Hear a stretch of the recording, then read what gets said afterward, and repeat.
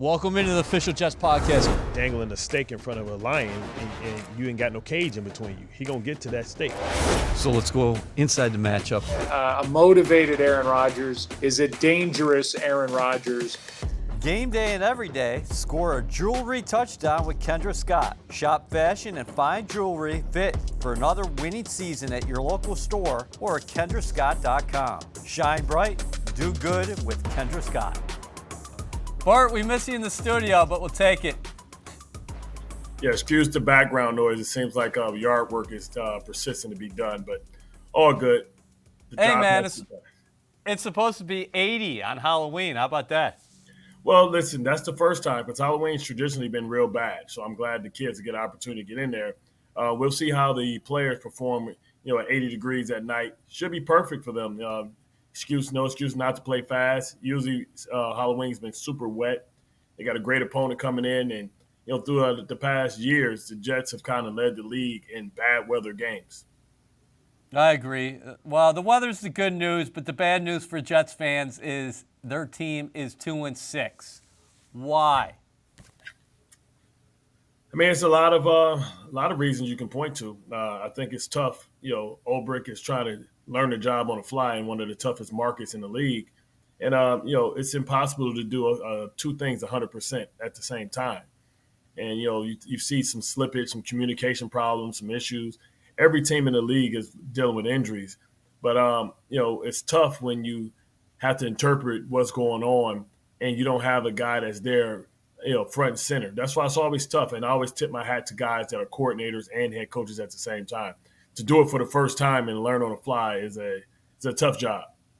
What's the most pressing issue for Jeff Ulbrich as he tries to get his team prepared to play in a short week against the Houston Texans, a team who is 6-2, atop the AFC South and a contender in this conference, and the Jets are dealing with a number of issues, whether it be special teams, defense, or offense right now. What's most pressing for him? Belief. Belief is the most pressing because a team that's motivated and energized to have belief that they're playing for something, is a powerful team. Or who knows, maybe now at this point, you don't have a new player this week. You don't have any new signing, no big news. And finally, you can just play free at this point. At this point, there's no expectations on you. You talk about the outside noise. People are tuning the Jets out. They're moving on to other things. They're saying that they're not a good team, that this is the worst case scenario.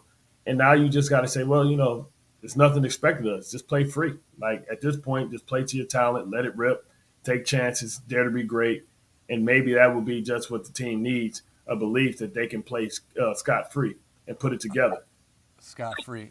How do you not let that enter your mind when it's late in games and you think about what happened against Denver and you think about what happened against Minnesota and Buffalo? Now, the latest game where we saw the Jets have an opportunity to close the door was New England, of course, and the Patriots and Jacoby Brissett come down the field and drive 70 yards for a touchdown. I mean, it's going to be in the back of your mind. You have to say, hey, this thing can swing. It's a pendulum. Like, the football gods have served us some bad luck, and maybe it's time for some good luck. But we create our own luck, right? So they have to go out there and say, hey, man, listen, it is what it is. We're going to go out here and play tough. We're going to play hard. We're going to play for each other. We're going to play inspired, and we're going to play selfless. Like, whoever's got it going, let's get it going.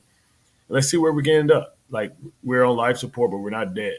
And there's a lot of teams that's in this situation. The beauty of it is the AFC hasn't been run away with. I expect fully for Pittsburgh to come back to reality, with their upcoming schedule. I expect, Denver to come back to reality with their schedule. The issue is, it's going to take every single one of the games. And those teams that are ahead of you that's going to have their struggles, coming up, when it gets to the last two games of the season with the opponent that they're playing care enough to help you out. I think a lot of people would say the Jets and the Texans have a similar talent when you look at the overall roster, but you got one team that's 2-6 and the other team that's 6-2. Why are the Texans where they're at? Because they're a team, right? And they have one leadership, one voice, one sound. They've been with each other. Everybody understands their roles. They're going to be limping in as well, but it's a belief that the next man can come up because everybody's pulling the rope in the same direction. I feel like right now you really have to stop, guys from clicking up in the locker room, guys to having their separate conversations in the locker room, and guys from giving up or guys going to self-preservation mode. I mean, I think that's what you have to do. You still have to hold each other accountable. There's a lot of football to go. And it could be one of those years, who thought that the Ravens would lose to Cleveland, right? And, you're in a situation where it's teams that feel good about themselves now that 4 weeks from now cannot feel good about themselves. And you just got to keep playing. At this point, nobody wants to hear about the whole schedule. All people want to hear about is the next game. And you got to get the next game. How encouraged are you offensively about Garrett Wilson? 3 of the past 4 games north of 100 yards. And against the Patriots, we saw him and Aaron connecting down the field. He averaged more than 22 yards a catch. I mean, it's encouraging, but I still want to see bigger plays. I want to see bigger shots. Like the Jets get no easy scores. You don't see any 40-yard touchdowns. You don't see any 50-yard touchdowns. You don't see explosive plays from special teams. Like you don't see any turnovers on defense. And that's what you really want to see, and that's what you need, and that's been the recipe. And they got to find a way to get easy scores. It can't be 5, 6-play drives, 7-play drives. Yeah, every once in a while you got to be able to hit a shot or hit a big chunk play, a 50-yard chunk play. And to do that, you got to shore up the protection. That's why I've been a big proponent of going with the extra lineman and being able to take the tight ends out of the game. And if they get in as a receiver, and you bring in the extra lineman to secure that you can get those routes down the field. Give me the remedy for the pre-snap operation for the Jets. We saw them use 3 timeouts there in the first quarter against the Patriots, and then obviously they were moved back in the 2-point conversion attempt that ultimately ended with Mike Williams being having no chance to get in the end zone after he took that snap from the 7-yard line. Well, for me, you talk about guys are playing with Aaron Rodgers right now. And you can see him getting caught up. Everybody knows what he's looking for. So you see safeties constantly moving. They move from cover 2 to cover 1 to a whole player, and they're moving. And to stop all that, I think you have to go just the opposite. You got to quick count. You got to have some plays that are good against anything. And you quick snap, and then Aaron's going to have to read post snap instead of getting all this information pre snap, because teams are using that information against him. They're messing with him, and he's getting caught up trying to get into the right play. And the time goes on, and then the clock, and you can see if you look at Monday Night Football yesterday, even with Daniel Jones, it used to be an echo of 1. Now they're just calling it as soon as it hits 0. It used to be 0, click. If the ball is out, then they let it go. They're not doing that anymore. You can't allow that to happen. Timeouts are gold because they give you never know what situation you're going to find yourself in. What have you seen from Downing here in the first couple games? Obviously, he took over play calling duties prior to Buffalo. We saw the explosive plays against the Bills. I mean, honestly, you look at the past 3 weeks, you're talking about the big plays, but the explosives have been going in the right direction. You just want scores where it's 30 yards, 40 yards. Well, I want touchdowns in the red zone as well, right? And I want a better plan for, 4th or 3rd and short, right? And I want to see more runs. I'd rather see more sophistication in running the ball than anything else, because that sets up everything else. That makes the game easy if you can run the football. And the Jets haven't found a way to consistently run the football to end up with 140, 150 yards rushing, where it opens up the play action. And that's what I think is needed, a steady dose of running the football and being able to create. That's why I'm such a proponent of bringing in the extra lineman. Who cares, right, if they know that? You still have 4 eligible receivers out there, but it gives you protection, and it gives you an opportunity to get double teams, to get movement off the line of scrimmage and to push them back and to work up to those linebackers if you have a 6-man, offensive line. It's interesting when people look at the Texans, you're automatically going to be talking about C.J. Stroud. And Joe Mixon has been a beast here early in his Texans tenure. You mentioned the receivers are banged up right now. Stephon Diggs unlikely to play. He could be out for a long time. Nico Collins also dealing with the injury. But let's go on the other side of the ball. That's, to me, this is where it starts with the Texans. What have you seen from them defensively? Because right now they're number 2 overall in the National Football League. Well, they got a lockdown corner, and they also have an opportunity to have guys that get after when you think about Danielle Hunter and Will Anderson. So they have guys that are war daddies in that instance That's why, once again, I would make sure that I have an extra tackle out there, and that would be a heavy dose of that to see if I can get opportunities to. You have too good of skill position players not to allow them time to do their work. It can't be a three-step ball out, things like that. And Aaron, you can tell Aaron isn't healthy because you know just the first time when he played the Texans, that's when we applauded his movement, and the fact that he didn't do that lets you know what a difference 4 weeks makes because Aaron Rodgers didn't look like the player as far as extending plays and Conklin being able to find holes in his own in the first game because he's not able right now to move that, right? And that's why last week I thought that maybe they should have started Tyrod Taylor and Fashanu so that they could have got an opportunity on a short week to let older guys rest. And I think that would have been a great recipe. And I think it would have maybe went a different way because Tyrod would have been able to extend plays. And there's no way that the Patriots would have been able to, with a mobile quarterback, be able to keep coverage in the passing game against these guys, knowing that the talent that the Jets have in the wide receiver room.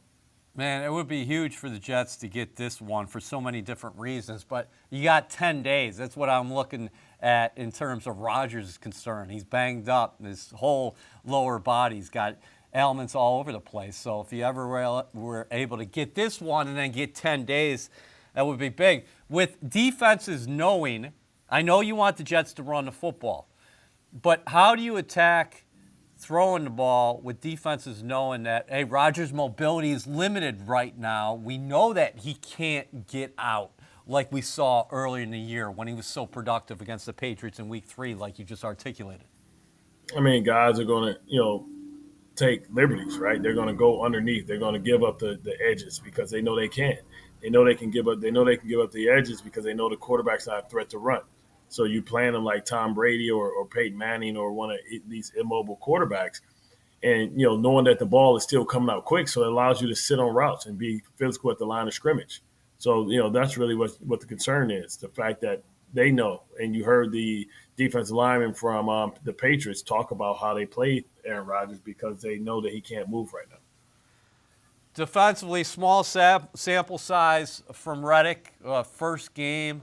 What did you see? And there's stuff that they can build on. Well, with some rust, definitely, right? I see they try to move him around. They put him over the guards and all that type of stuff, trying to get some type of NASCAR package. He'll get his sea legs underneath him, but he still shows the ability to be able to win the hand fighting, right? And, you hope that, somebody opposite of Quinnen will be able to step up. I think the biggest issue is that we underestimated the value of a guy like Franklin Myers being opposite of Quinnen Williams and what that allows, or guys to get free. Because I feel like now with Reddick and McDonald, you have the edges secure, at least from a pass talent perspective.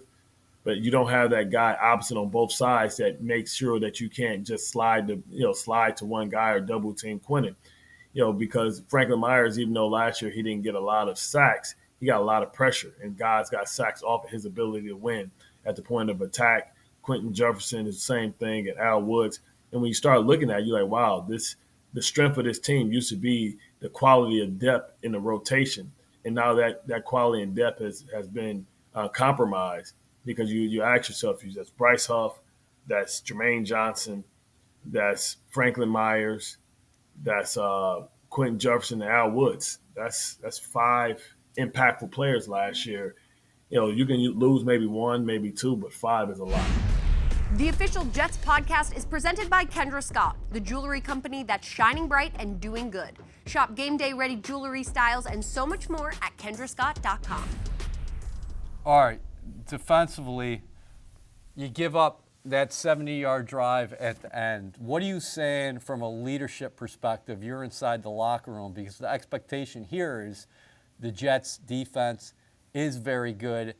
DJ Reed said it this week that, hey, we want the ball. I mean, we want to be put in that situation where we can close the door, and they did not close the door. Yeah, it's disappointing, right? You look at the details, right? You look at, I believe it was a penalty on that drive. I'm not sure. But also you look at, the missed blitz attempt, right? To go down where, the big play, Sauce tried to say that, the Speedo, he thought the safety was there and he played outside leverage. but the speedo dictates that you have to see the speedo and understand you have to play tighter. You got turned around. You look at on that execution of that big play. You look at losing lane integrity. They were losing it really with Drake May, but then it intensified with Jacoby Brissett picking up the big third down because guys are getting knocked out of their lanes and they just slid them down. And on the telecast they were saying, look, they got three people on the wrong side of the center. If you're a pass rusher and you feel yourself getting washed down like that, you have to spin out and get back into your gap because you're creating these lanes. So it's about, the talent is there, but they aren't playing together as a unit. And, that's the problem. And when you do that and then you lose, then you have to say, well, these are some of the things that contributed to the loss. We're not a disciplined defense. We're not paying attention to the details, right? You talk about the big play. That's supposed to be picked up. So the coach can only do so much as far as putting you in the right play. You have to execute. Do you think there's going to be opportunity there for the Jets to get after Stroud? Numbers-wise, he gets sacked a lot. And I know he's got some mobility to avoid the rush, but he'll hold on to it and let his receivers try to spring open. But if you look at Houston from a statistical perspective, Stroud's getting hit a lot. Yeah, but a lot of that was without Joe Mixon, right? And, now Joe Mixon is back. If I'm looking at the Jets, looking at what they gave up to the Patriots, it's going to be the same thing every week. The Jets can't stop the run. So Joe Mixon is one of the upper echelon running backs in run games. So I expect a heavy dose of that. And so eventually you're either coaching and allowing it to happen, and this team is going to have to bull their neck. And what is Mixon doing? Because he's extremely patient. He's a guy with tremendous contact balance. He's a guy that understands how to get in and out of his breaks. He's patient to wait for things to open up. He sets up his blocks well with his shoulders square. He has tremendous jump cut. He's physical at the point of attack, and he's a beast in the passing game. I mean, he's the real deal. He is the real deal. 4 out of 5 games that he's played in this year, more than 100 yards rushing the football. And he gives them just a completely different dynamic, I think, offensively. No, absolutely. So, I mean, you have to ask yourself who you're going to put it on. Are you going to put 8 men in the box and blitz and try and get downhill and take it away and put it on the defenders, especially if it's no Nico Collins, you're just worrying about Tank Dell and Dalton Schultz? Right. That's what you have to ask yourself. Okay, buddy. How much do you think this team has missed C.J. Mosley this year? He goes down in week 1 against the 49ers, had to deal with the toe. Now, before that game against the Patriots, neck injury, and we're taping this on Tuesday morning. The Jets have a short week. He's seeing neck and spinal specialists this week, so we'll have to see what his availability is like. But when you're talking about that defense playing together as a unit, I think about C.J. Mosley being central command, and that's not taking anything away from Jamie Sherwood, who I think has really showed a lot of growth this year. Yeah, he showed a lot of growth, but it was interesting that he wasn't in the lineup, when that game began, right? So that lets you know that it's still some things when you watch the film that, he can do better. And once again, it makes the Jets small inside, right? It doesn't give them that guy that can anchor, that guy that's going to earn that respect, the guy that's going to be, big in between the tackles. And that's a tough thing, right? Because that's what they're doing.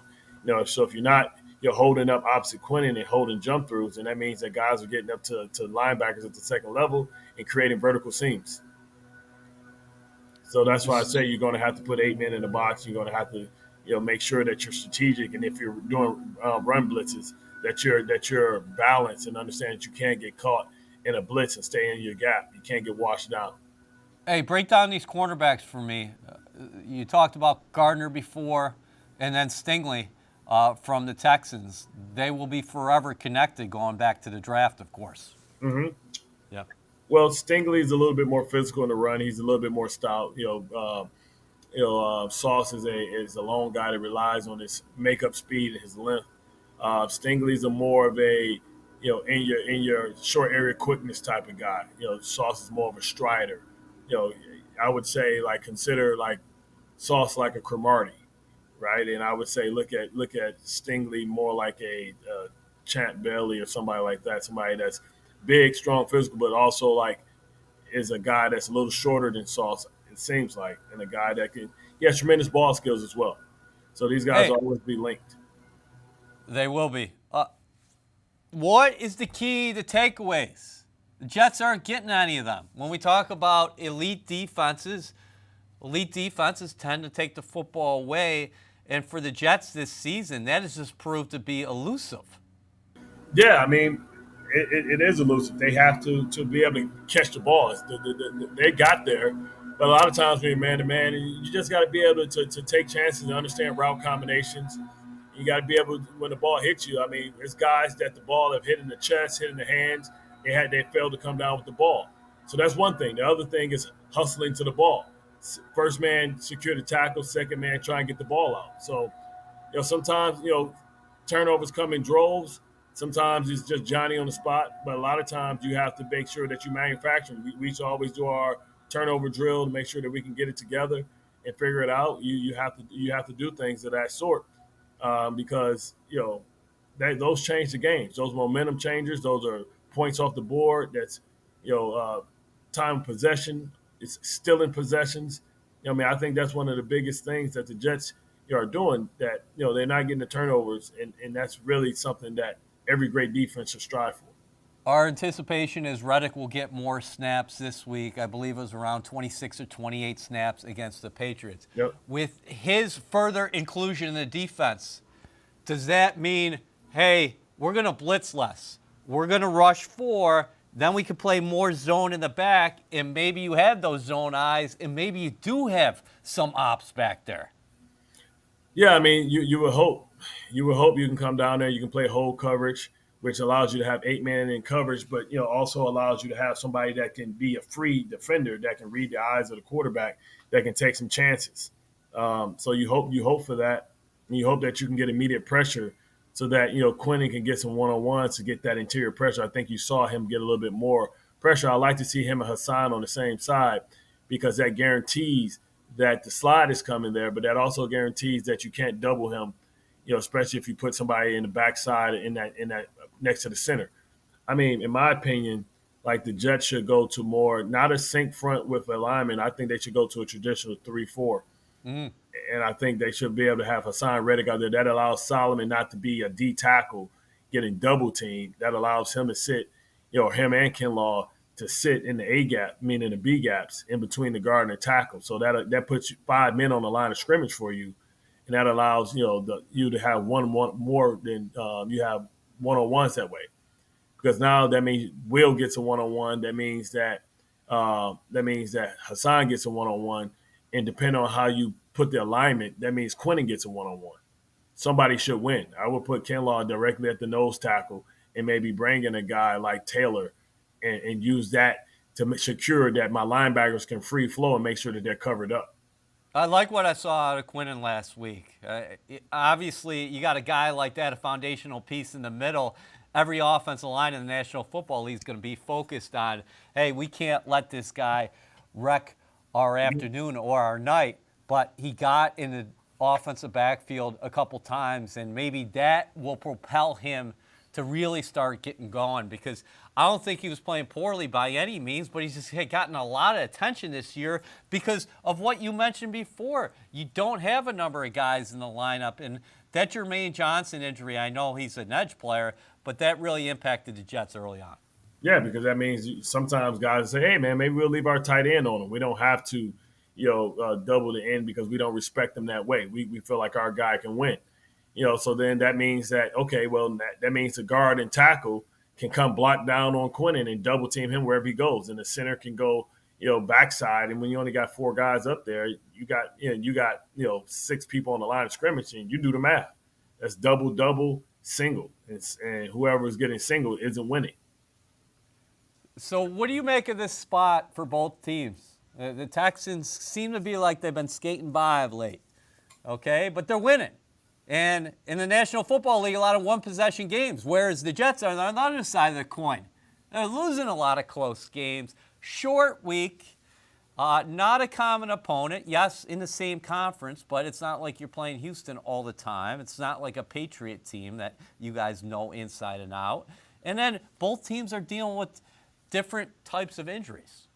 I mean, this is a team that saw each other just last year. So how much changed from that? So, like, it's familiarity there. Whether they're in the same division or not, they saw each other last year, and it's a lot of similar players, on both sides. Same philosophy, same coordinators for the most part, same personnel, same belief. So it's going to be about who can come out and establish the run and who has the better game plan early on and who gets touchdowns, not field goals. All right. We are sponsored by Kendra Scott. Kendra Scott, shine bright, do good. We make a choice to see the good in every day. Give me 3 Jets who are going to shine brightest against the Houston Texans. I mean, if there's going to be any success, it's got to be a guy like Breece Hall. And I think this is a game as well where I think you're going to have to go with Devontae Adams. You know what I mean? Because I feel like Devontae Adams is going to have to step up and really try and get the ball to him. Depending on who Stingley goes to, you have to go with the hot hand. And usually it's the third game where you kind of figure it out. They've had their preseason, so to speak, as far as Aaron Rodgers and Devontae Adams. This is the game where I expect him to kind of really take control and hit the same stride that he had when he was with the Raiders. All right, you got 2, man. You got 1 more. You got Hall. You got Devontae, and I would think you're going defense or special teams. Well, I would go with Quinnen because I think if you're smart, you got to put Haason Reddick on the same side as him, and Haason should have a little bit more of a sea legs. I saw he got knocked off balance playing a little bit too high, which is usually what happens because when you're at home training by yourself, you have nobody that can make you pay the price for playing too high. I saw him get pushed on the ground a couple of times trying to do some stunts, exposing his chest. I think he has his timing and the sea legs a little bit more under him now that he has some game time, action. He shouldn't be too sore because he only did 26 snaps. I think he should be able to go 35, even 40, and be able to make a huge impact. Hey, Jets just need a win. They can't be focused on playoffs no matter what the expectations were at the beginning of the season. They just got to win a ball game. With that being said, I just wanted to get your thoughts on the AFC. You mentioned the Steelers. You mentioned the Broncos. You mentioned the Chargers. Ultimately, that 7th seed, and I'm not talking about the Jets here. I just want to get your general thoughts on the conference. Yeah. Do you think that's a team that's going to be a 9-8 kind of record? It could be. I mean, it could be. At worst, 10. I mean, I'm concerned about the Bengals because they're a team that can always, get on a hot streak. They're relatively well coached. They have, explosive receivers and quarterback. And the game they did lost was with T. Higgins not being able to play. But it probably can come down. 10 wins is going to probably will solidify it. But I wouldn't be surprised if 9-8 gets you in. And what do you think the atmosphere is going to be like at MetLife Thursday night at the start? Because this is a fan base. This is a fan base that wants success, that has been startled by what has happened here early in the year. I think the fan base is going to be wait and see, right? It's a festive day, right? And a lot of people are going to be there in costumes. I believe it's going to be a great atmosphere. It's going to be beautiful weather. The tailgate's going to be fun. But I think the fans are going to be in a wait-and-see mode, right? So it's going to be important for the Jets to give them something to cheer about early on. And I think they have to continue to play well so that energy in that stadium can be sustained because, the fan base is shocked right now. Happy Halloween, Matt Becker. Hey, same to you, man. Trick or treat.